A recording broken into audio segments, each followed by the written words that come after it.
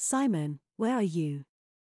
Shouted Jenny as she walked down the long corridor which housed some of the changing rooms for most of the PAC. The PAC was the Performing Arts Centre, the home to the arts at the school. Mainly dance and drama. Their school wasn't big on music of any sort. Her voice echoed down the corridor. This place was a nightmare to walk down at night. Which it was. She was a boarder. And so was Simon. They had decided to meet down here to do their ballet routine for the morning talk next week. She had arrived early to warm up. But she had arrived to find her ballet uniform missing. She had looked around the female changing room and not found it. So she stepped outside and walked down the corridor. It was dark. So she took out her mobile, switched on the attached torch. She lit up the corridor in front of her. A sound emits from a disabled bathroom. Larger than the usual bathrooms. She walked up, putting her ear to the door. Hearing another sound. Maybe a small slap. She found of tights being pulled up, bare skin. Not knowing what to do, she stepped back. What was going on? She mused, while on the other side of the door. An unsuspecting Simon was pulling the tutu on. Placing it in a place, he straightened up. Looking up, he glanced into the mirror.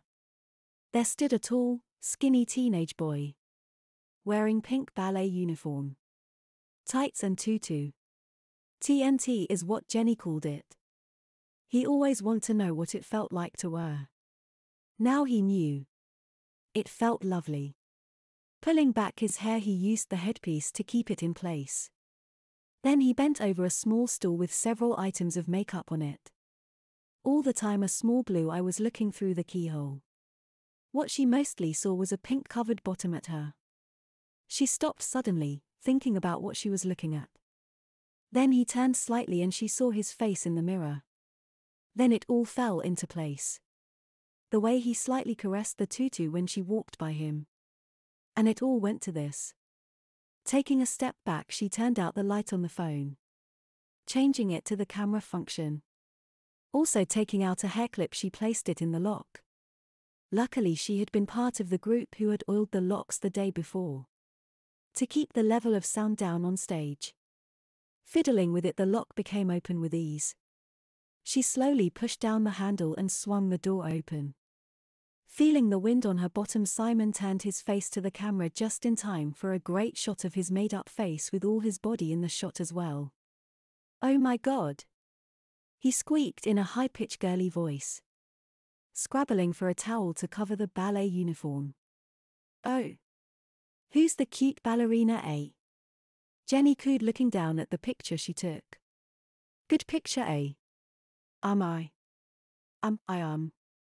He staggered, not knowing what to say to her. "Look, I totally don't mind you dressing up. I think it is rather cute actually. I so have some costumes you would look great in. But for these photos to stay in our hands, you will have to do something for me." She giggled. "Oh, and what are you wearing under that?" she asked with a large grin. From the look on his face, she guessed. The pink and baby blue panties were lying on top of the pile of neatly folded ballet clothes. For that may be something extra. Starting with, what's that?" she blurted, knowing full well what it was. A dark damp spot had appeared around his groin area. The shape of a wetting. Giggling, she put an arm around him. "Let's get you cleaned up, my little ballet girl. That will have to go in the wash," she said, pointing to the ballet things. "We will have to see what some of the costumes will look like on you. Here, try this," Jenny shouted to Simon, on the other side of an oriental-styled wall that separated her from him. At the same time, she tossed over a large set of petticoats, hooking them on the wall between them. Peeking over, she spotted he had already struggled into the large frilly bloomers she had made him wear. "Pull that on. Then we will see about a dress to go over it," she cooed, looking back to the walk-in wardrobe that was the costume department. "Actually, forget that," she said, seeing something and taking back the petite coats. "Put these on instead." She giggled. grabbing a pair of lacy red and black panties from a small pouch beside a rather revealing dress. The dress itself looked like a hooker dress from the time of cowboys. It was made of a shiny material the same color as the panties. Flinging them on the thing instead, she walked around finding a cowgirl costume for herself. She knew that she was going to be a much faster changer than him. Which she was, and 5 minutes was still standing outside waiting for him. He emerged. He looked incredibly cute. The dress fitted him, and there was a long space where the dress shot up to reveal a fishnet-covered leg. She was wearing another dress in almost an identical in shape to his. Just in a blue and black coloring. She held in her hands a head of the pace with a large feather in top of it, sticking upwards. She stepped forwards to him and stuck the headpiece into his hair. "Now, Miss Kitty. Your first task for me. Follow me," she joked, walking off, swinging her hips. Simon followed her like a small puppy with his tail between his legs. She led him to a small room off the main corridor. This was usually used as a teaching room. Well, more of a practice room for students in the school play. At this time it had a bed and a table and chairs for scenery. "Lie down on the bed, Miss Kitty," Jenny giggled. He slowly walked over and laid down on the bed facing up. "Other side, Missy," she said, walking over and kneeling on the side as he flipped himself over. Drawing her hands up the loose skirt, she pulled it up, barring the gaiter and tights, and the lovely panties. She held her hand high, then drew it down, smacking him on the bottom. A surprised gasp from him produced a smile on her face as she smacked it again. Then reaching up to him, she let out her long held up feeling for him in a kiss on his lips. Then she drew away. "We don't have that long to practice, why no? Get your ballet things on. Your ones this time," she joked, looking sternly at him. Then she walked off to put on her spear ballet set of clothes, ready for a touch of practice, leaving the startled Simon behind. But it was not over yet.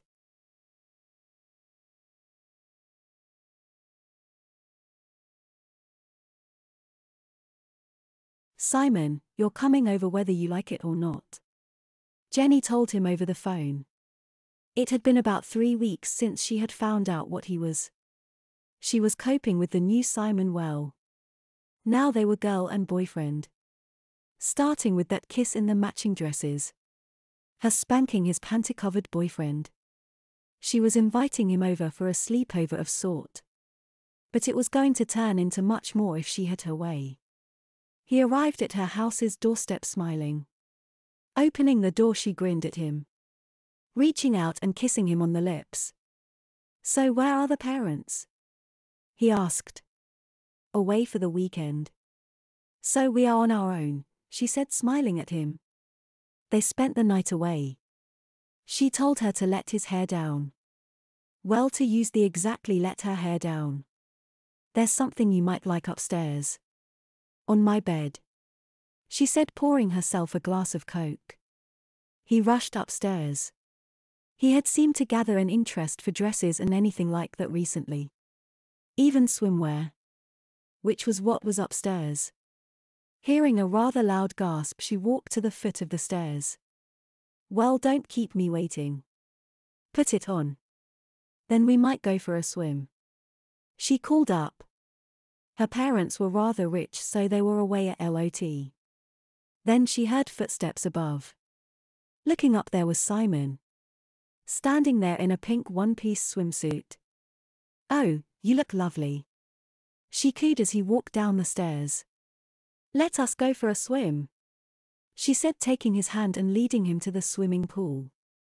After a nice swim, they settled down to sleep. But first, they had a drinking contest. Jenny knew Simon and he would want to win. So he drank more of the lemonade than her. Not a proper drinking game, just a regular one to see who could drink more without burning. By the end of the game, he didn't know it yet, but he would be bursting. Then they went to bed. She insisted on him wearing a long nightie and diapers. This was a new experience for him. He didn't know why she wanted him to. Just in case you yet the bed, Simon, she replied with a wink. As they settled down to sleep, immediately she heard the heavy breathing of Simon. Now she knew what to do.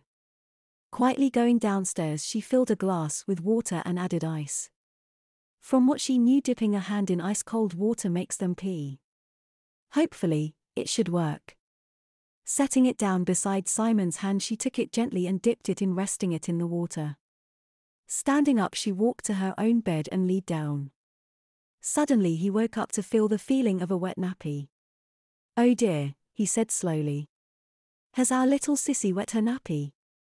Oh dear, oh dear." She giggled.